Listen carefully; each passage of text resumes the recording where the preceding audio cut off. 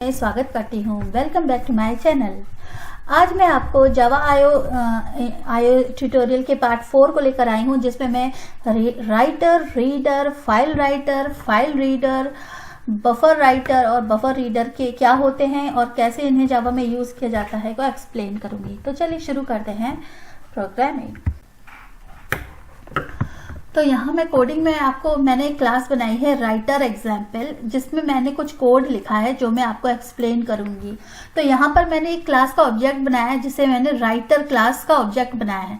तो writer class basically होती क्या है? राइटर क्लास एक एब्स्ट्रैक्ट क्लास होती है जो कि यूज की जाती है writing to a character stream, मतलब कैरेक्टर ऑफ स्ट्रीम को पे लिखने के लिए यूज की जाती है। देखिए यहाँ पर मैंने क्या किया है, मैं इसका एक सिंपल एग्जांपल बताती हूँ कि जैसे फॉर एग्जांपल हमारा कोई एप्लीकेशन है जहाँ पर हमें पाथ पता है कि इस पाथ पर जाकर हमें एक नई फाइल बनानी है और उसमें कुछ कंटेंट हमें राइट करना है। तो हम क्या कर सकते हैं, लेकिन वो फाइल वहां बनी हुई नहीं है, तो हम क्या कर सकते हैं, फाइल राइटर का ऑब्जेक्ट क्रिएट करके हम पाथ दे सकते हैं और फाइल नेम लिख सकते हैं। और ये क्या करेगा, वहां जाकर उस प्लेस पे उस फोल्डर में जाकर एक फाइल बना देगा आउटपुट, जैसे कि फॉर एग्जांपल यहाँ मैंने नाम दिया है output.txt। तो ये फाइल वो बना देगा और उसके बाद जो भी हमारा कंटेंट है वो उसमें जाके राइट कर देगा। ठीक है। तो बेसिकली जब हमें किसी फाइल में कोई डाटा राइट करना है तो हम ये यूज करते हैं।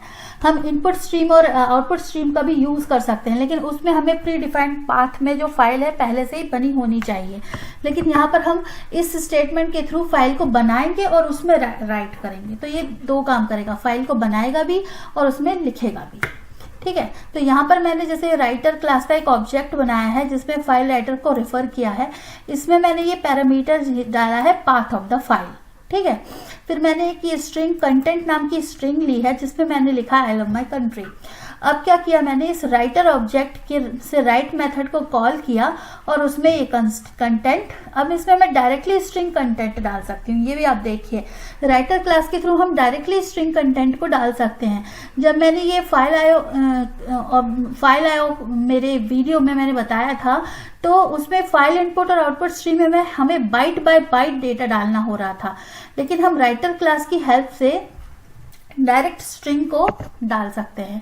तो स्ट्रिंग कंटेंट को हमने डाल दिया यहाँ पर और इसको क्लोज कर दिया। और यहाँ पर अगर डन आ गया, तो इसका मतलब है कि ये हमारा फाइल रन कर जाएगा और बना देगा एक। तो जैसे मैं एक फोल्डर बता रही हूँ, ये मेरा फोल्डर है रेशु जावा। तो इस रेशु जावा फोल्डर में अभी कोई आउटपुट फाइल यहाँ पर नहीं है, लेकिन जब मैं ये प्रोग्राम रन करूंगी तो रेशु output.txt फाइल जनरेट हो जाएगी। तो देखिए ये आ गया डन, और जब मैंने ये फोल्डर खोला तो इसमें output.txt फाइल जनरेट हो गई जिसमें लिख गया आई लव माई कंट्री। तो इस तरीके से हम राइटर का यूज करके, राइटर क्लास और फाइल राइटर क्लास का यूज करके हम एक नई फाइल क्रिएट कर सकते हैं और उसमें हम अपना कंटेंट लिख सकते हैं। इसी तरीके से रीडर का यूज करके हम रीड भी कर सकते हैं। ठीक है। तो जैसे ये फाइल हमने बना दी, ये पाथ दे दिया, अब हमें इसमें से डाटा को रीड करना है।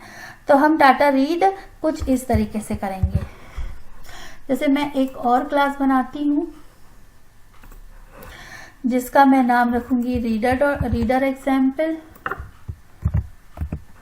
और उसके बाद मैं उसमें एक मेन मेथड बनाती हूँ। मेथड में ये कोड लिख दिया। यहाँ पर मैंने एक फाइल का पाथ दिया है। इस फाइल को जो मैंने अभी बनाई थी राइटर के थ्रू, इसको अब मैं रीड करूंगी। तो यहाँ मैंने रीडर नाम क्लास का ऑब्जेक्ट बनाया है जिसमें फाइल रीडर नाम के ऑब्जेक्ट को रिफर किया है क्लास को और कंस्ट्रक्टर को। और यहाँ पर मैंने एक वेरिएबल लिया है इंट डेटा जिसमें मैं रीड करूंगी।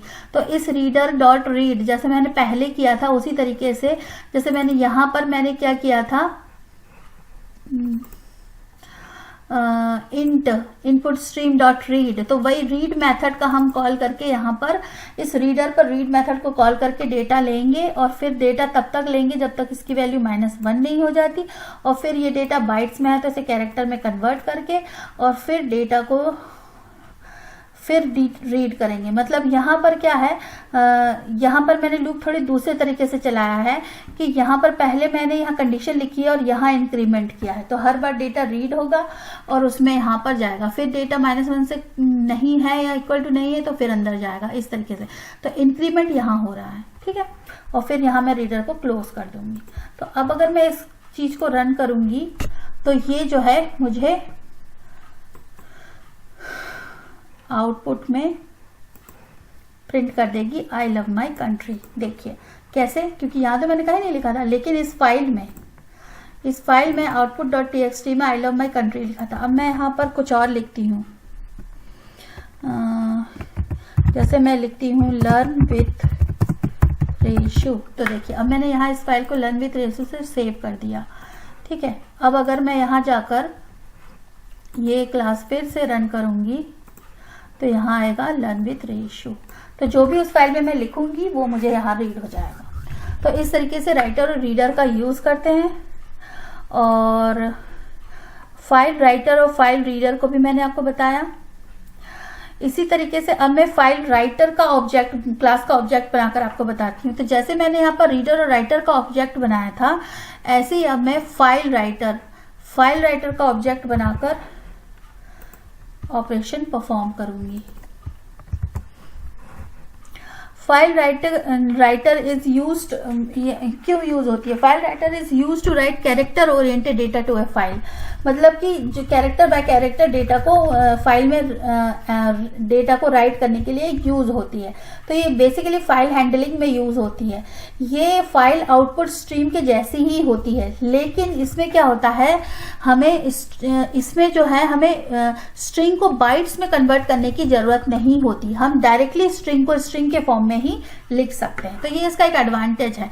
फाइल आउटपुट स्ट्रीम में हम क्या करते थे कि स्ट्रिंग जो होती थी उसे पहले बाइट्स में कन्वर्ट करते थे और उसके बाद उसे फाइल में लिखते थे, लेकिन इस फाइल राइटर क्लास के थ्रू हम डायरेक्टली स्ट्रिंग को स्ट्रिंग के फॉर्म में लिख सकते हैं। तो जैसे यहाँ पर फाइल राइटर नाम का मैंने ऑब्जेक्ट बनाया और यहाँ पर मैं फाइल राइटर में directly file write dot content लिख सकती हूँ। तो यहाँ पर जैसे ये फाइल है मेरी, इसमें मैं आई love my country and love learn with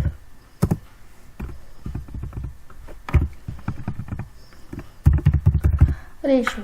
तो मैं क्या करूंगी, अब इस सेंटेंस को डायरेक्टली फाइल राइट के थ्रू, राइट मेथड के थ्रू लिख दूंगी।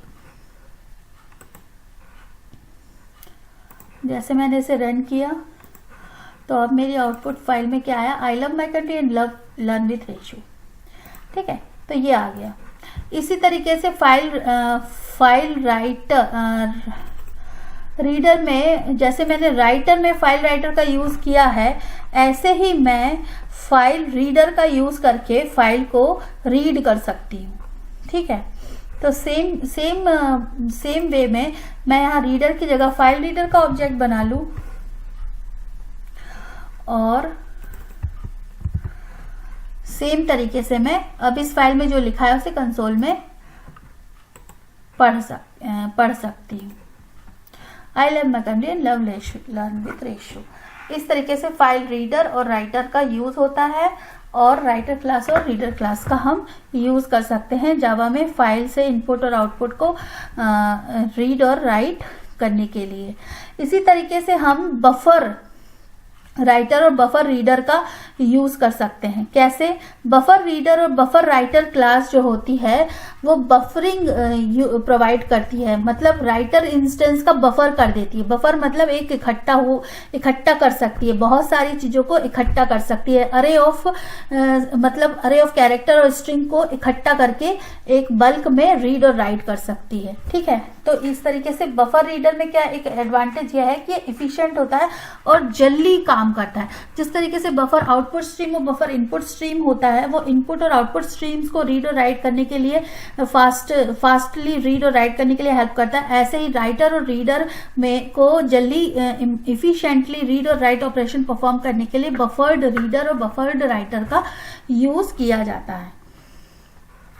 तो जैसे हमारे पास ये फाइल राइटर का ऑब्जेक्ट था, अब इस फाइल राइटर के ऑब्जेक्ट को अगर मैं बफर राइटर के ऑब्जेक्ट में डाल दूं,